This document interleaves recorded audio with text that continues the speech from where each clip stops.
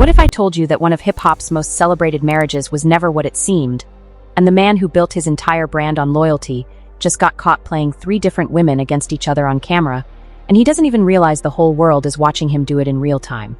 Stay right here, because what you're about to hear is going to completely change how you see this man, this relationship, and everything that's been sold to you as love and hip-hop for the last decade. Because here's the thing nobody is saying out loud. Papoose didn't just leave Remy Ma. He didn't just move on.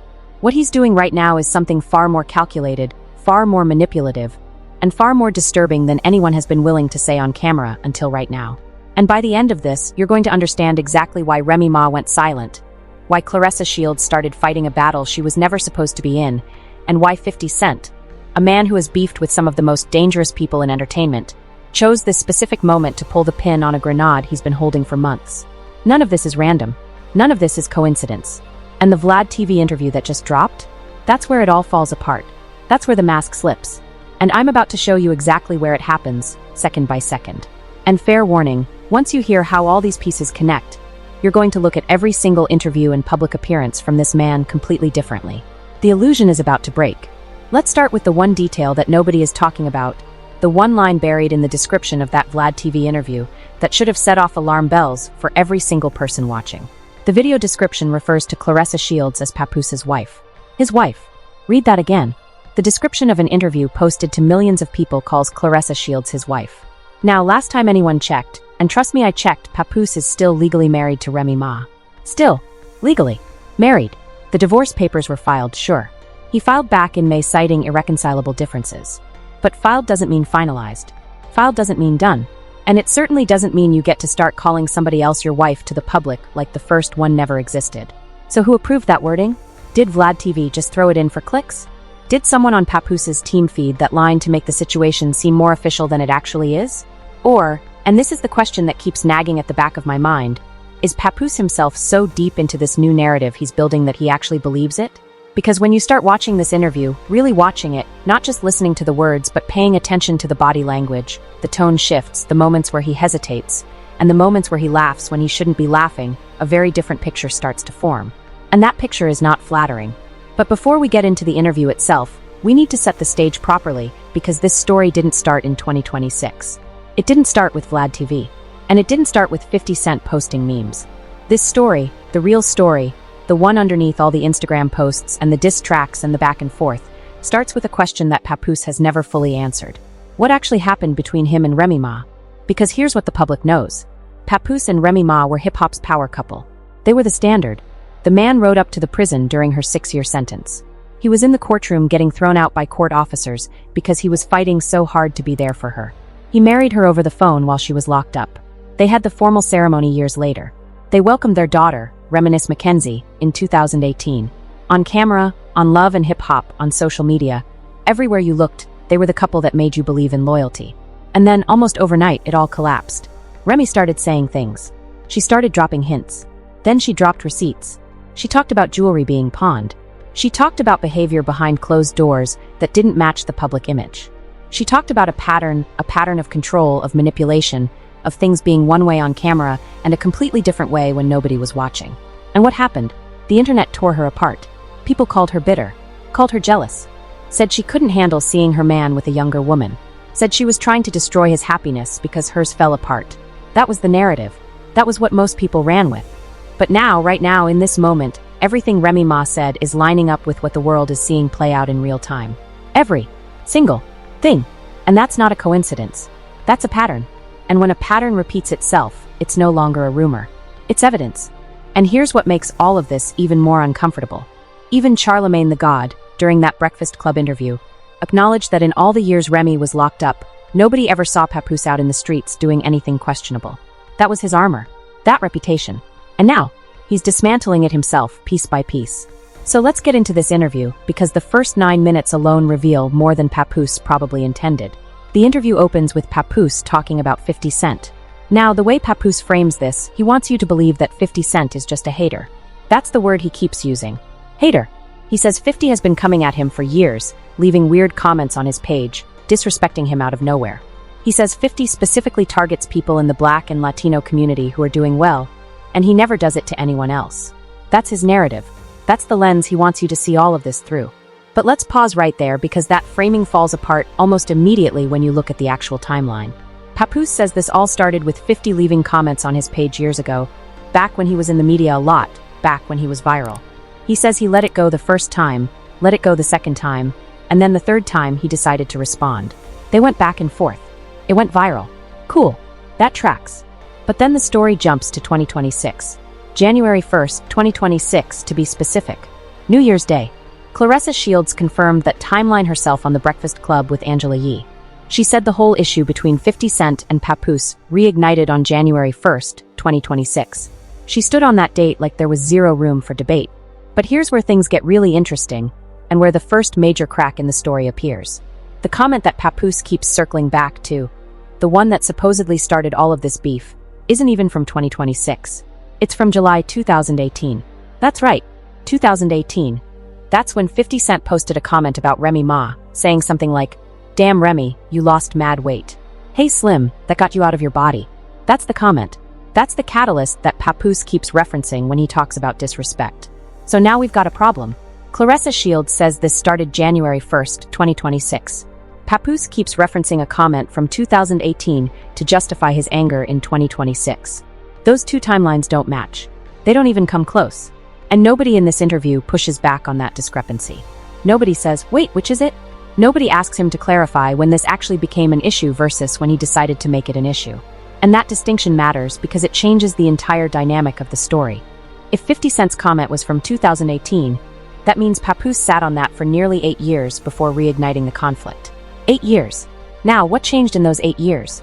What happened in Papoose's life between 2018 and 2026 that suddenly made this old comment worthy of a full-scale media war?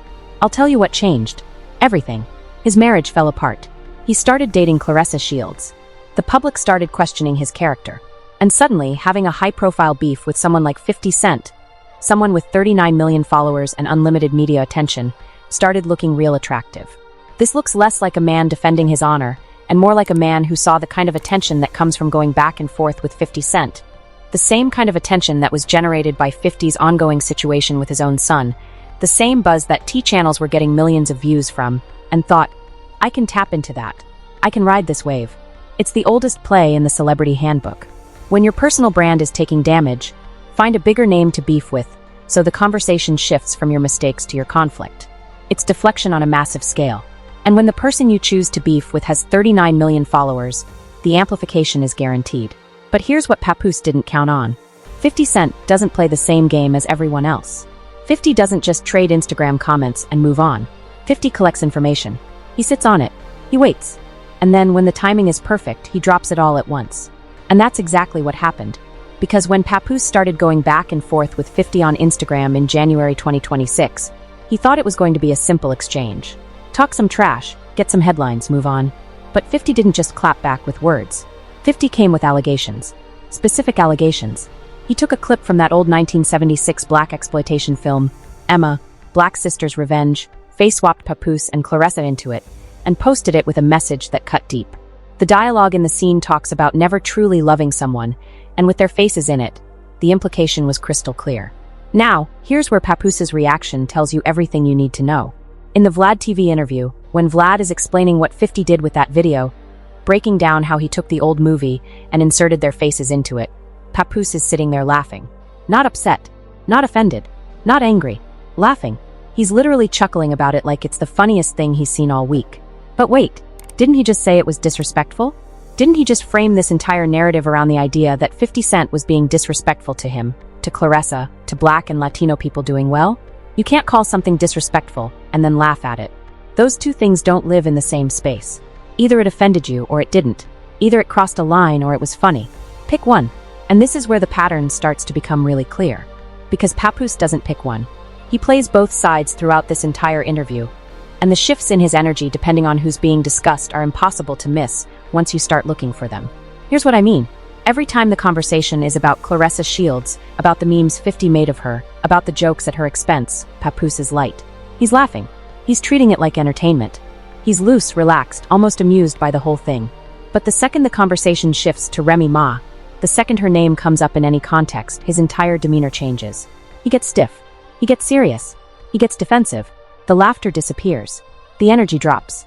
It's like someone flipped a switch. Now think about what that tells you.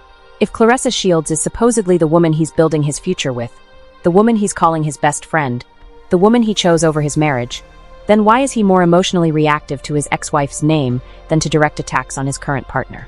Why does Remy Ma's name hit him harder than someone dragging Claressa Shields across the internet? That emotional response tells you where his heart is still tangled up, and it's not where he claims it is.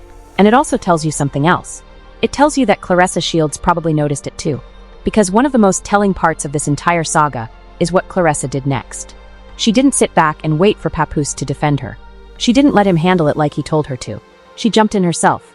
She went directly at 50 Cent, first in January, and then again in March, engaging in a full-blown back and forth with one of the most experienced internet provocateurs in entertainment history. And why did she do that? Think about it. If your man is handling it, if he's out there fighting for your honor, going hard for you, standing firm and making it clear that nobody disrespects the person he loves, you don't need to step in. You can sit back and let him do his thing. But if he's sitting there laughing at the memes, treating the whole thing like a joke, and privately telling you to stay out of it while he does the bare minimum, what do? You step in because somebody has to. And that's exactly what happened. But 50 Cent wasn't done. Not even close. Because while Papoose was trying to control the narrative, trying to frame everything as 50 being a hater who targets successful Black and Latino people, 50 was loading up ammunition that would blow this whole thing wide open. This is where Maserati Bud enters the picture. And if you thought this drama was messy before, you haven't seen anything yet. 50 Cent went on Instagram and posted something that shook the entire internet. He posted a message directed at Papoose saying, and I'm paraphrasing here, "Hey Pap, ask your old lady Claressa if she's messing with Maserati Bud. Tell her to be honest because I have the Ring camera videos."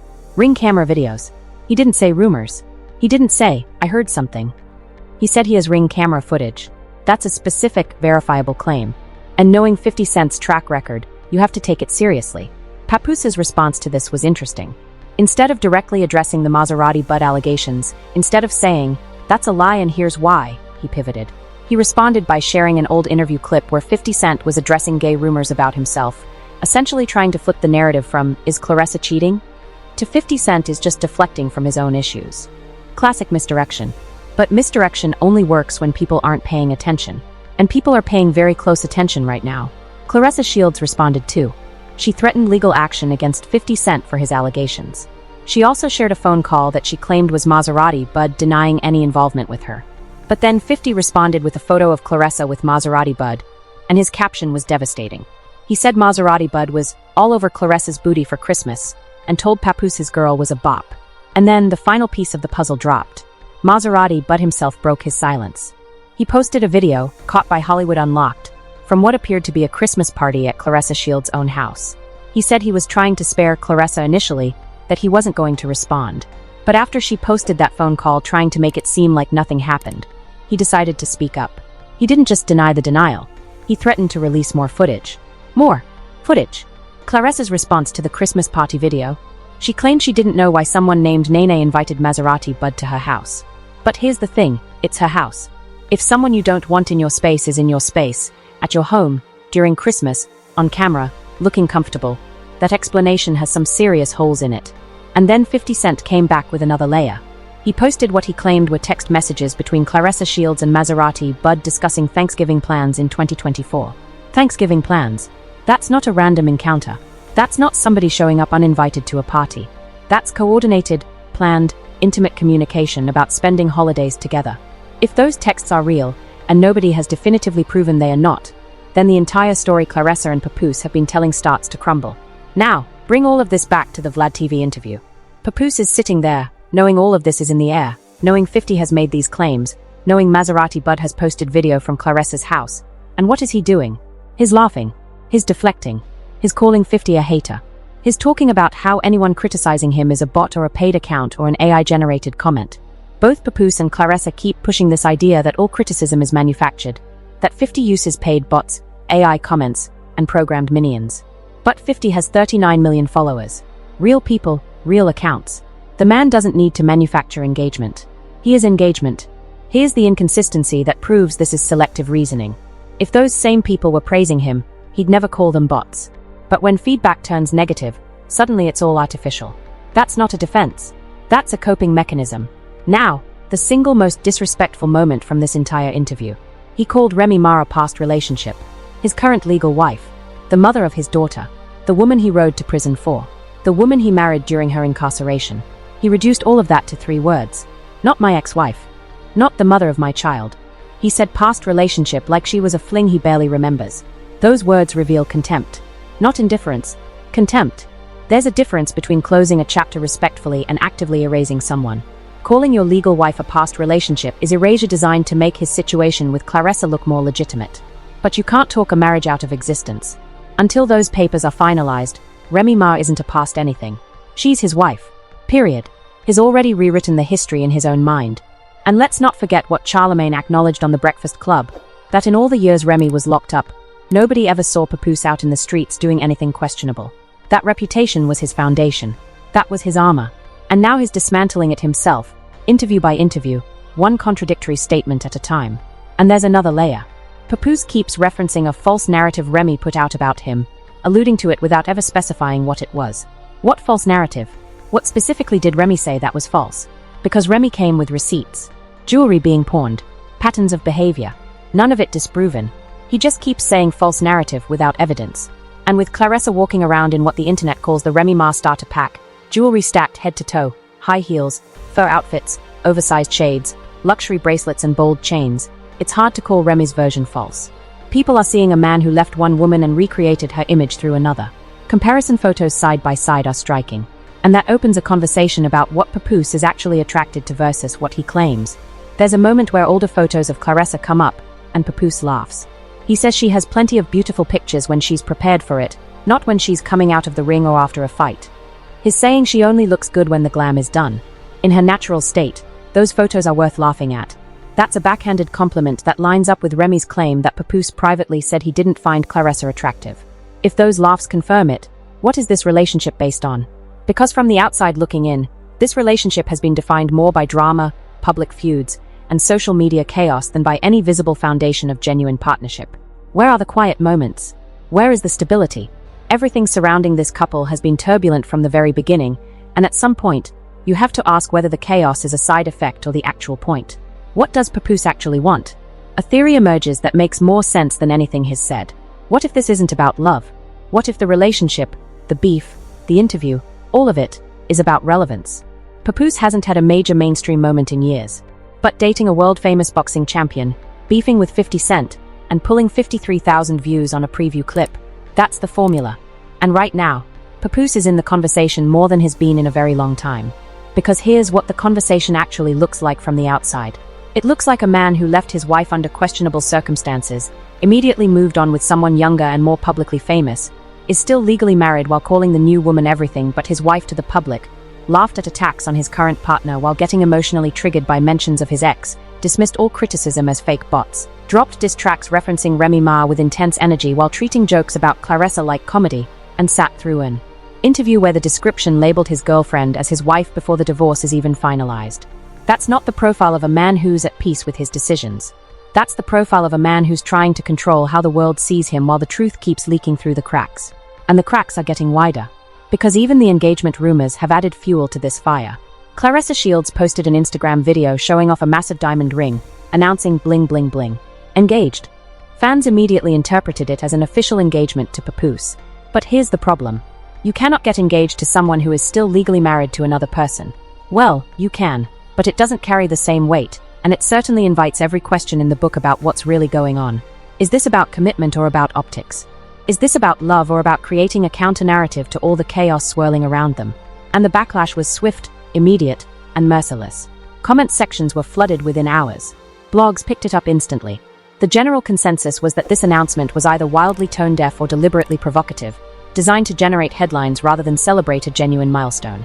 When you consider the timing, dropping that video while the Maserati Bud allegations were still fresh, it feels less like celebration and more like damage control wrapped in a diamond ring.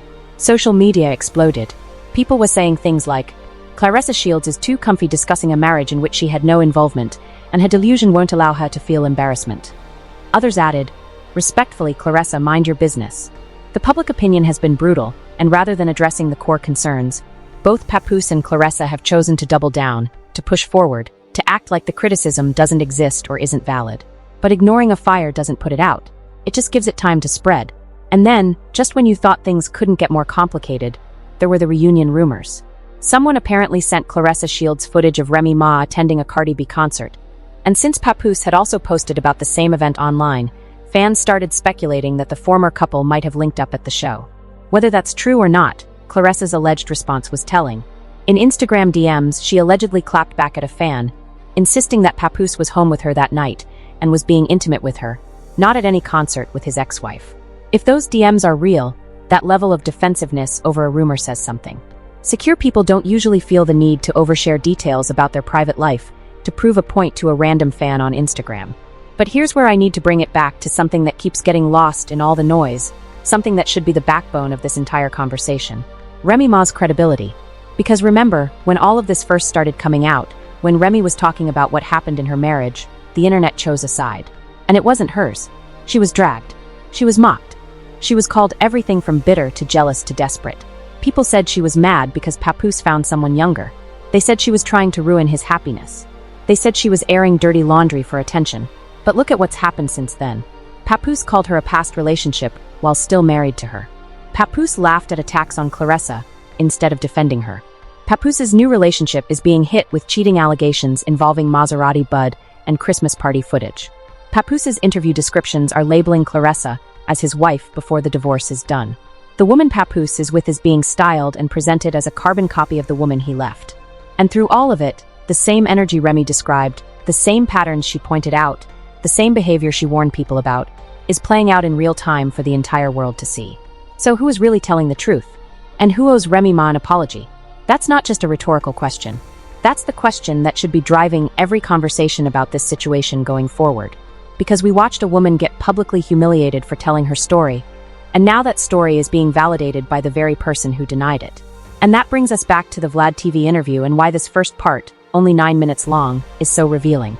Because in those 9 minutes, Papoose managed to contradict his own timeline, laugh at content that he simultaneously called disrespectful, dismiss all criticism as bot activity, demote his legal wife to the status of a past relationship, and fail to provide a single specific example of the false narrative he keeps claiming was spread about him. That's a lot of red flags in just 9 minutes. And this is only part 1. Now, I want to address one more thing before we wrap this section up, and it's the dynamic between Papoose and 50 Cent that people keep misreading. Papoose wants you to believe that he was provoked, that 50 came at him first, that he had no choice but to respond, that any man would have done the same thing in his position. And there's some truth to that. 50 did post about him. 50 did make comments. 50 did create memes. But here's what Papoose conveniently leaves out of his version of events. There was a time when Papoose was actually on 50's side. During the situation involving Fat Joe, who's closely connected to Remy Ma, Papoose was aligned with 50. He didn't have a problem with how 50 moved. He didn't call him a hater. He didn't say he was targeting successful Black and Latino people. He was cool with all of it. So what changed? What flipped the script so dramatically that the man he used to side with is now his biggest enemy? I'll tell you what changed. The target changed. When 50 was going at other people, Papoose was fine. When 50 came at him, suddenly it was a problem. That's not principle. That's not about protecting the community. That's self-interest dressed up as righteousness. And it's important to name that because Papoose keeps trying to elevate this beef into something bigger than it is, like he's standing up for Black excellence or defending people against a bully. But the reality is much simpler. He's defending himself. And there's nothing wrong with that, except when you try to wrap it in a cause that doesn't fit. And here's the real irony that nobody seems to have pointed out. 50 Cent was actually going easy on them in January. Even though he already knew about the Maserati Bud situation, even though he apparently had Ring camera footage and text messages and photos, he held back. He didn't go full force right away. He teased. He poked. He let Papoose and Claressa dig themselves deeper. And then, when they had fully committed to the back and forth, when they were both all the way in, that's when 50 dropped the real bombs. That's what Papoose doesn't understand, or maybe he does and just doesn't want to admit it. You don't win a war of information against someone who already has all the information. 50 wasn't reacting. He was orchestrating. Every post, every meme, every comment was calculated to draw a response, and every response gave him permission to escalate. It was a trap, and they walked right into it. And what did Papoose do when the heat got too intense? He backed off. He told Claressa to stay out of it. He stepped to the side and let things cool down. But Claressa wasn't having it. She's a world champion fighter. She doesn't back down from confrontation. She stepped in and started going directly at 50, And from that point on, it became the Claressa Shields versus 50 Cent show while Papoose watched from the sidelines. So let's be crystal clear about what actually happened here. Papoose started a fire, couldn't handle the heat, tried to leave, and his girlfriend walked into the flames in his place. That's not protection. That's not leadership. That's retreat. And what's worse is that Claressa is a world champion boxer with her own legacy, her own brand, and her own career to protect. Every second she spends in an Instagram war with 50 Cent is a second she's not focused on her sport, her training, her actual purpose. She's sacrificing her reputation to fight his battles while he sits back and watches. And the fact that he's now sitting in an interview laughing about it, reframing the entire story to make himself look like the calm, rational one, while Claressa took all the real hits, says everything about who he is in this dynamic. Now, there's one more layer to all of this that ties everything together, and it's the thing I keep coming back to every time I look at this situation. The image recreation. Because the comparisons between how Claressa Shields is being presented now and how Remy Ma looked during her time with Papoose are undeniable. The Remy Ma starter pack, as the internet has been calling it, is in full effect. The jewelry stacked from head to toe, the fashion-forward outfits, the high heels, the fur coats, the oversized designer shades, the luxury bracelets, the bold statement chains, the full glam for every appearance. Everything that made Remy Ma's image iconic during her marriage to Papoose is now being replicated on Claressa Shields. And it's not just fans noticing. It's becoming a running commentary online. People are posting side-by-side images, and the resemblance is impossible to deny. Now, this could be coincidental. Claressa could just happen to share Remy Ma's fashion sense. She could naturally gravitate toward the same aesthetic. But when you consider everything else, when you factor in the pattern of behavior, the controlling tendencies Remy described, the way Papoose seems to have a very specific vision for how his woman should look, the image recreation stops feeling random and starts feeling deliberate. It starts looking like a man who isn't actually in love with a person, but in love with a type, an image, a version of a woman that he can shape and present to the world on his terms. And if that's the case, it raises a question that cuts deeper than any beef or any Instagram post. Is Claressa Shields being loved for who she is, or for who she can be made to look like? Because those are two very different things.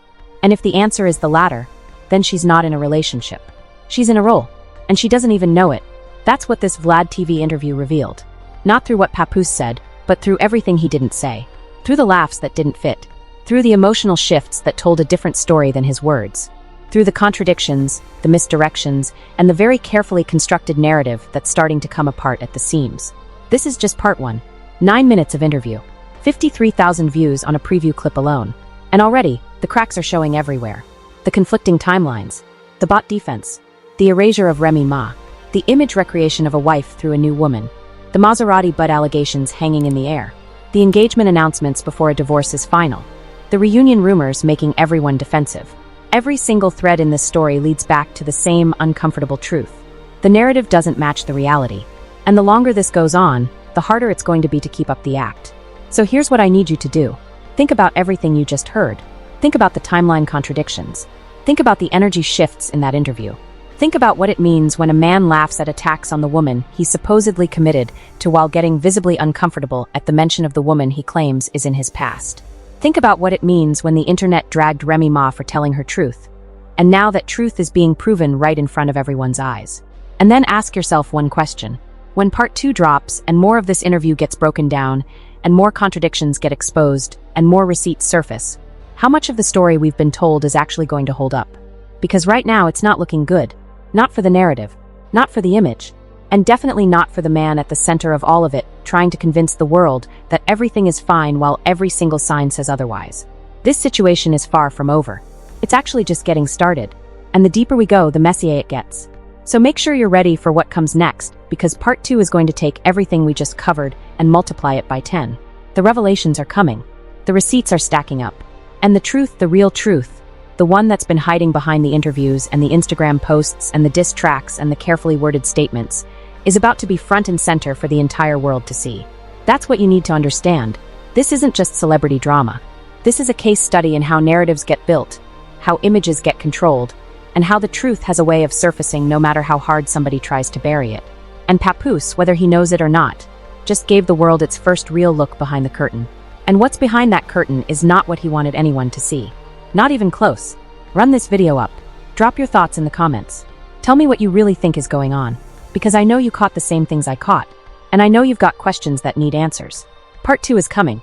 The story is still unfolding. And trust me when I tell you, what's next is going to be the part that nobody is ready for. Stay locked in tight. This is far from over.